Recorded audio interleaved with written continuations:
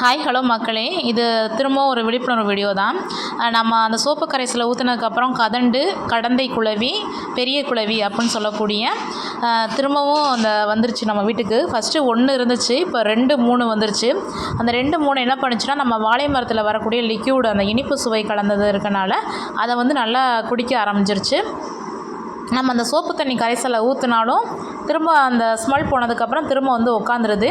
இதுக்கு நான் ஒரு டிப்ஸ் சொல்கிறேன், அதை ஃபாலோ பண்ணி நீங்களும் உங்கள் வீட்டுக்கு வந்துச்சுன்னா இதே மாதிரி பண்ணுங்கள். அந்த கடந்தை குளவி, பெரிய குளவின்னு சொல்லக்கூடியது ஓடி போயிடும்.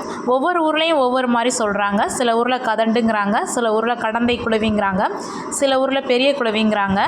ஆனால் வந்து ஒவ்வொரு ஊர்லேயும் ஒவ்வொரு பேர் சொல்கிறாங்க. எந்த குளவி வந்தாலும் இந்த டிப்ஸை ஃபாலோ பண்ணி உங்கள் மரங்களுக்கும் செடிகளுக்கும் ஊற்றுங்க. அது வர இடம் தெரியாமல் பறந்து போயிடும். இப்போ பாருங்கள், நம்ம வீட்டு அந்த வாழைப்பூ அந்த இனிப்பு கடந்த சுவையை குடிச்சிட்ருக்கு பாருங்கள். 2 சேர்ந்து குடிச்சிட்ருக்கு. முதல் வந்தது வந்து சின்னதாக இருந்துச்சு அளவில், இப்போ வந்து ரொம்ப பெருசாகவே வந்திருக்கு. எங்களுக்கு பார்க்கவும் ரொம்ப பயமாக இருந்துச்சு. விடிய காலம் ஆனால் அந்த தேன் கலந்த சுவையாக இருக்கவும் நல்லா வந்து குடிக்க வந்துடுது. இதுக்கு நான் ஒரு ரெமெடிஸ் வந்து தயார் பண்ணி வச்சுருக்கேன். அதை தான் இதுகளுக்கு தயாரிக்க போகிறேன். தயாரித்து வச்சுருக்கதை இதுங்களுக்கு ஊற்ற போகிறேன். அழகாக ஓடி போயிடும்.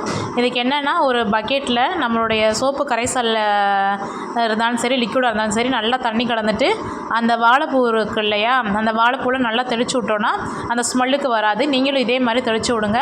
தெளித்து விட்டுட்டு என்ன பண்ணணுன்னா, இனிமேல் நம்மளுக்கு வந்து வாழைப்பழம் வந்து காய்ச்சி முடிச்சிருச்சு, நீ வாழைப்பூ வரதுக்காண்டி தான் நம்ம வச்சுருக்கோம். இதில் இருக்குது இல்லையா, அந்த மேல் அடுக்கு ஒரு 3 பறித்து நம்ம வந்து கீழே தூக்கி போட்டுறணும். ஏன்னா திரும்ப அதில் லிக்விட் கலந்த சுவை வந்துக்கிட்டே இருக்கும். திரும்ப அந்த கடந்தை குளவி, பெரிய குளவின்னு சொல்லக்கூடியது வந்துக்கிட்டே இருக்கும். இதுக்கு வந்து அதை நம்ம பறித்து அப்படியே தூக்கி தூர போட்டுட்டோன்னா இனிமேல் வந்து வாழை மரத்துக்கு வந்து வராது. நான் வந்து 2 நாளாக தொடர்ந்து வந்துச்சு. ஒரு வாட்டி பண்ணேன், மறுபடியும் வந்துச்சு. திரும்பவும் என்ன பண்ணிட்டேன்னா, அந்த இலைகள் அந்த வாழைப்பூ மாதிரி வந்திருக்கு இல்லையா, அது 3 அடுக்கு உள்ளதை பறித்து தூக்கி போட்டுட்டேன். இனிமேல் அது வர்றது கிடையாது. எதனால் வருதுன்னா, அந்த இனிப்பு கலந்த சுவை இருந்துச்சுன்னா அது கண்டிப்பாக வரும்.